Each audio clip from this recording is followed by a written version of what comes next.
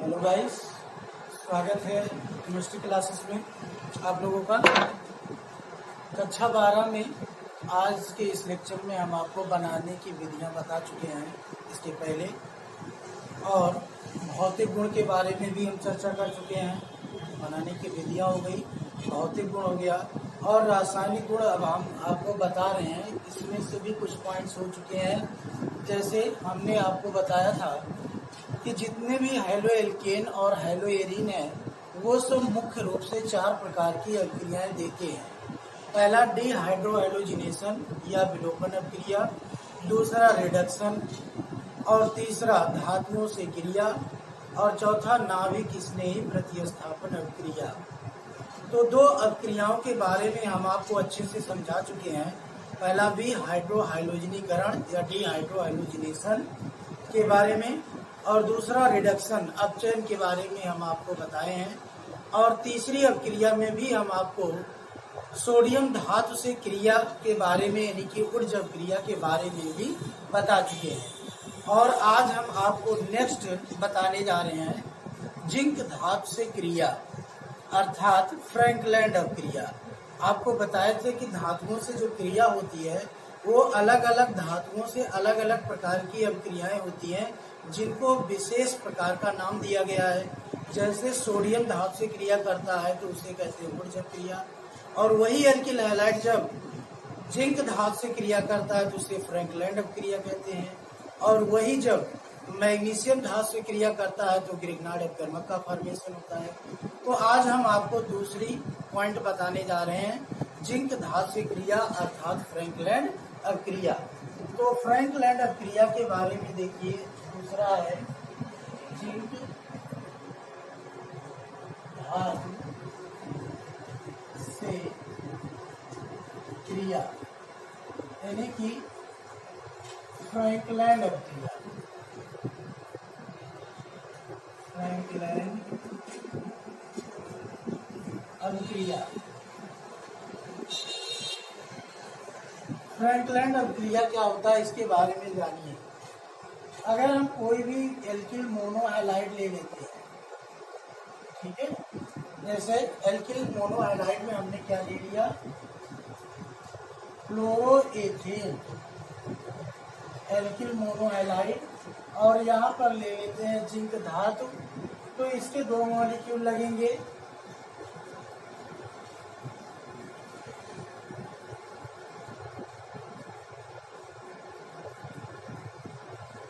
Chloroethane के 2 molecule, ये ZnCl2 निकल जाएगा,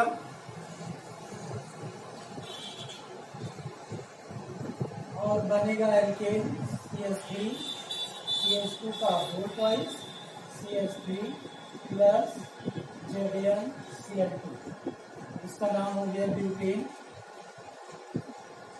और ये है जिंक क्लोराइड। तो देखिए इसमें भी कार्बन श्रृंखला क्या हो गई, 2 गुनी हो गई। जैसे आपका ऊर्जा क्रिया था कि अगर एल्किल हैलाइड 1 कार्बन का लेते थे तो एल्केन 2 कार्बन का बनता था, अगर एल्किल हैलाइड 2 कार्बन का लेते थे तो एल्केन 4 कार्बन का बनता था। ठीक उसी प्रकार फ्रैंकलैंड अभिक्रिया में भी अगर आप एल्किल हैलाइड 2 कार्बन का लेते हैं तो एल्केन 4 कार्बन का बन रहा है। ये तो है एल्किल मोनोहैलाइड के बारे में। या एल्किल मोनोहैलाइड का एक एग्जाम्पल और ले लीजिए, देखिए यहाँ से ZnCl2 निकल जाएगा, इसका नाम लिख देंगे क्लोरोमेथेन, और जिंक धातु ये भी क्लोरोमेथेन है, और यहाँ से निकल जाएगा ZnCl2 और बनेगा एथेन।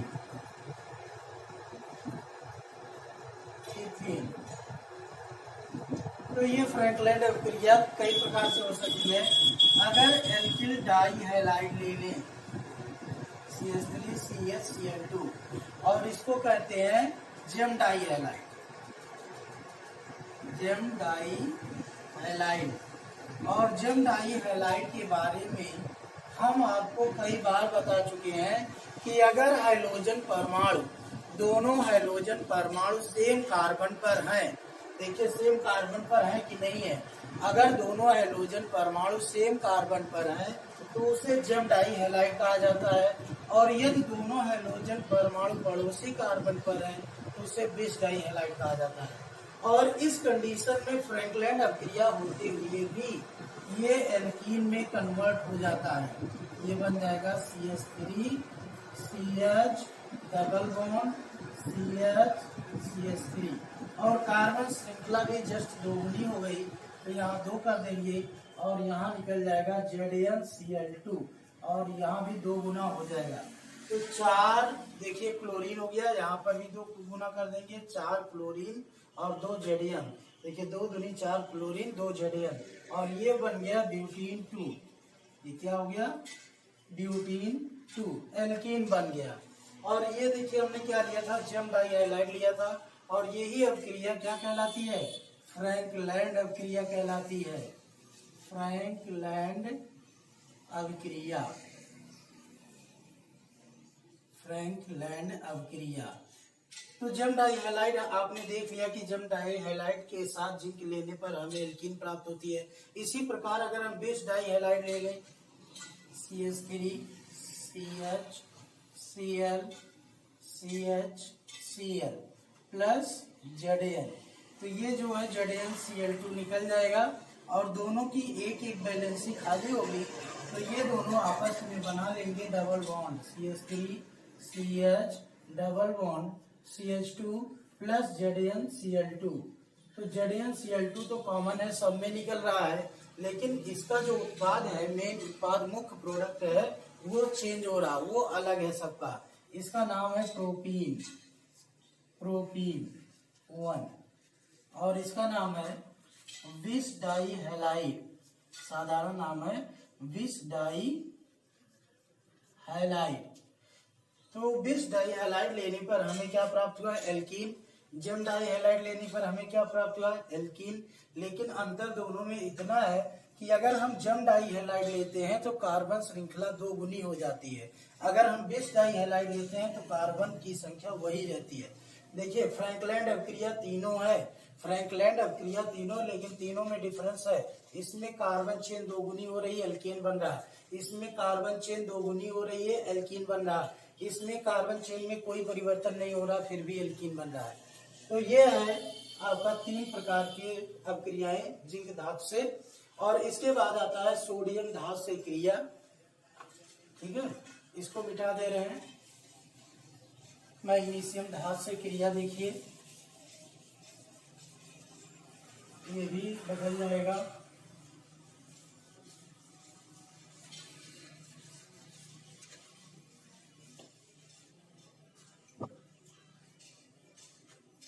देखिए मैग्नीशियम धातु से क्रिया कराएंगे, क्या बनेगा? ग्रिग्नार्ड अभिकर्मक, ग्रिग्नार्ड अभिकर्मक। देखिए मैग्नीशियम धातु से अगर उसी एल्किल हैलाइड से क्रिया कराते हैं तो हमें ग्रिग्नार्ड रिएजेंट प्राप्त होता है, या ग्रिग्नार्ड अभिकर्मक प्राप्त होता है। तो सोडियम धातु से क्रिया कराया तो फ्रैंकलैंड ऊर्जा क्रिया हुआ, जिंक धातु से क्रिया कराए तो फ्रैंकलैंड अभिक्रिया हुआ, मैग्नीशियम धातु से क्रिया करा रहे क्या प्राप्त हो रहा? ग्रिग्नार्ड अभिकर्मक। और इसका सामान्य सूत्र होता है RMgS। ग्रिग्नार्ड अभिकर्मक का सामान्य सूत्र क्या होता है? RMgS। तो देखिए अगर हम एल्किल हैलाइड ले लें RX, ये एल्किल हैलाइड है, एल्किल हैलाइड है RX, इसकी क्रिया करा रहे हैं मैग्नीशियम से, ईथर की उपस्थिति में इसको गर्म करेंगे तो बनेगा RMgX। इसी को कहते हैं ग्रिग्नार्ड अभिकर्मक, ग्रिग्नार्ड अभिकर्मक। इसमें देखिए R जो है वो एल्किल ग्रुप है, R क्या है? एल्किल समूह है। मैग्नीशियम के बारे में आप जान ही रहे हैं। और X मीन्स क्या है? हाइड्रोजन। X मीन्स क्या है? हाइड्रोजन। तो यहाँ पर देखिए अब हम R की वैल्यू रख दे रहे हैं, R के स्थान पे हम ले रहे हैं CH3, और X के स्थान में हाइड्रोजन में हम ले रहे हैं क्लोरीन, और यहाँ पर मैग्नीशियम धातु किसकी उपस्थिति में कराएंगे, ईथर की उपस्थिति में, और इसको हीट करेंगे तो बनेगा CH3MgCl, methyl magnesium chloride, methyl magnesium chloride, और देखिए ये क्लोरोमेथेन था, क्लोरोमेथेन, और ये मैग्नीशियम हो गया। फिर CH3 CH2, यहाँ Br ले लीजिए, ये है ब्रोमोएथेन,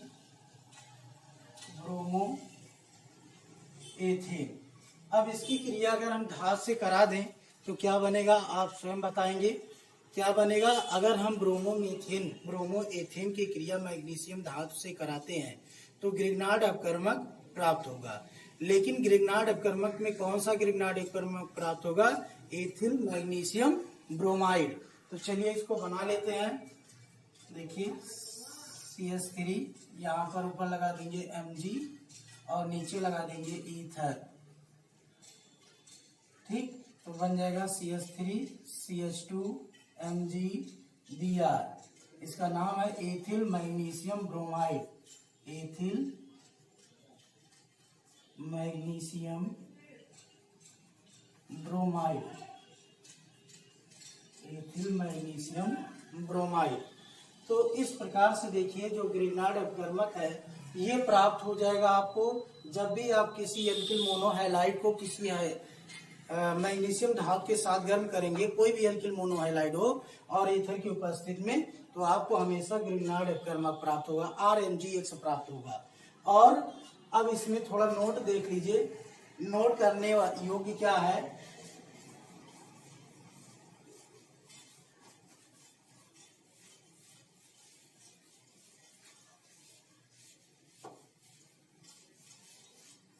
देखिए आपको नोट क्या करना है कि जितने भी कार्बनिक यौगिक हैं सब में जो कार्बन होता है वो इलेक्ट्रोफाइल के रूप में होता है, इलेक्ट्रोफाइल के रूप में होता है, यानी कि कार्बन प्लस के रूप में होता है। जितने भी कार्बनिक यौगिक होते हैं सब में कार्बन इलेक्ट्रोफाइल के रूप में होता है, अर्थात ये C+ के रूप में होता है, कार्बोनियम आयन के रूप में होता है या इलेक्ट्रोफाइल के रूप में होता है। लेकिन ग्रिग्नार्ड अपकर्मक ही एक ऐसा कंपाउंड है, एक ऐसा कार्बधात्विक यौगिक है जिसमें R जो है या कार्बन जो है वो नेगेटिव के रूप में पाया जाता है या न्यूक्लियोफाइल के रूप में होता है। जितने भी कार्बनिक यौगिक हैं उसमें ग्रिग्नार्ड अपकर्मक ही एक ऐसा यौगिक है जिसमें कार्बन न्यूक्लियोफाइल के रूप में पाया जाता है। यही कारण है कि इसका उपयोग कार्बन श्रृंखला की लंबाई बढ़ाने में किया जाता है, कार्बन श्रृंखला की लंबाई बढ़ाने में किया जाता है।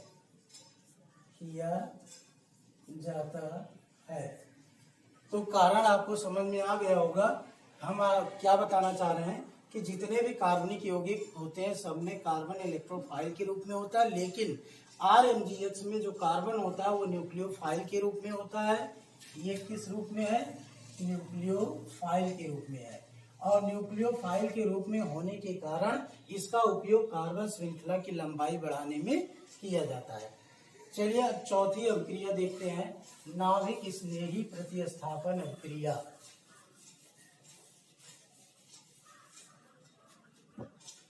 चौथी और अंतिम अभिक्रिया है नाभिक स्नेही प्रतिस्थापन अभिक्रिया।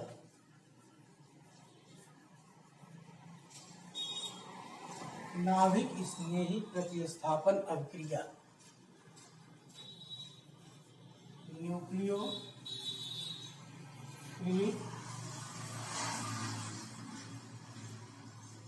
Substitution reactions. नाभिक स्नेही प्रतिस्थापन अभिक्रिया न्यूक्लियोफिलिक सब्स्टिट्यूशन रिएक्शंस। देखिए ये होता क्या है, सबसे पहले वे सभी अभिक्रियाएं जो कि किसी न्यूक्लियोफाइल के द्वारा या किसी न्यूक्लियोफिलिक अभिकर्मक के द्वारा, वे सभी अभिक्रियाएं जो किसी न्यूक्लियोफाइल के द्वारा या किसी न्यूक्लियोफिलिक अभिकर्मक के द्वारा संपन्न होती हैं या संपादित की जाती हैं, वे अभिक्रियाएं नाभिक स्नेही प्रतिस्थापन अभिक्रियाएं कहलाती हैं। वे सभी अभिक्रियाएं जो किसी न्यूक्लियोफाइल की उपस्थिति में या किसी न्यूक्लियोफिलिक अभिकर्मक के द्वारा संपन्न होती हैं, नाभिक स्नेही प्रतिस्थापन अभिक्रियाएं कहलाती हैं। ये अभिक्रियाएं या इन अभिक्रियाओं को हम यसियन द्वारा निरूपित करते हैं। यसियन, यस का मतलब सब्स्टिट्यूशन, यन का मतलब न्यूक्लियोफिलिक सब्स्टिट्यूशन। इसे हम यसियन के द्वारा निरूपित करते हैं या एसियन के द्वारा प्रदर्शित करते हैं। जितने भी न्यूक्लियोफिलिक सब्स्टिट्यूशन रिएक्शंस हैं उनको हम किससे निरूपित करेंगे? एसियन से। और ये अभिक्रियाएं जो होती हैं वो मुख्य रूप से दो प्रकार की होती है। न्यूक्लियोफिलिक सब्स्टिट्यूशन रिएक्शन दो प्रकार की होती है। पहला होता है SN1 रिएक्शंस, SN1 रिएक्शंस, और दूसरा होता है SN2 रिएक्शंस, SN2 रिएक्शंस। इसे कहते हैं एकाणुक अभिक्रिया,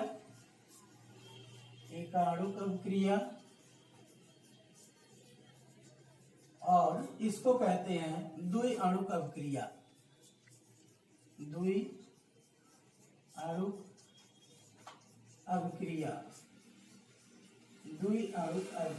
एकाणुक अभिक्रिया SN2 रिएक्शन और द्विअणुक अभिक्रिया SN2 reactions.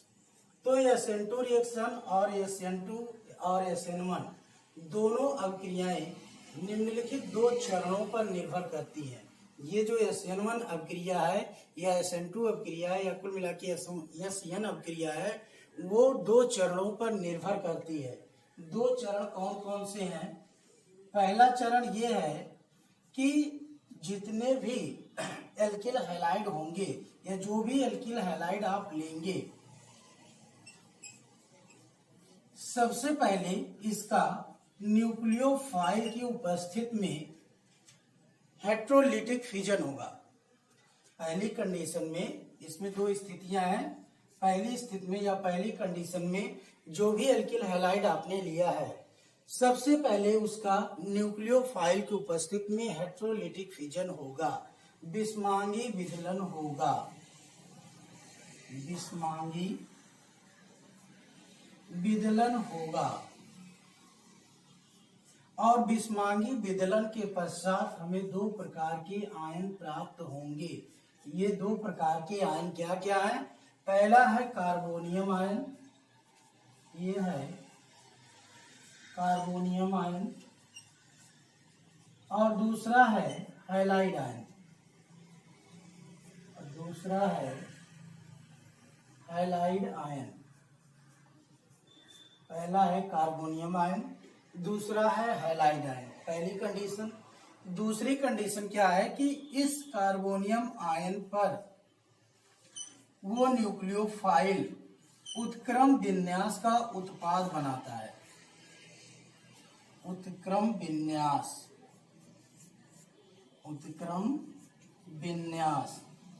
Inversion of configuration.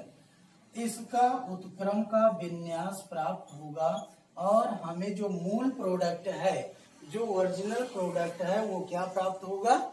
Alcohol प्राप्त होगा। यानी कि जो भी न्यूक्लियोफाइल होगा उस न्यूक्लियोफाइल के हिसाब से हमें उत्पाद रिसीव होगा, उत्पाद प्राप्त होगा। तो ये दो कंडीशन होते हैं। अब इसमें भी दो स्थितियां बनती हैं, और उन दो स्थितियों के बारे में हम आपको वीडियो के नेक्स्ट लेक्चर में चर्चा करेंगे। वीडियो के अगले भाग में हम बताएंगे कि वो दो स्थितियां कौन सी हैं। ठीक।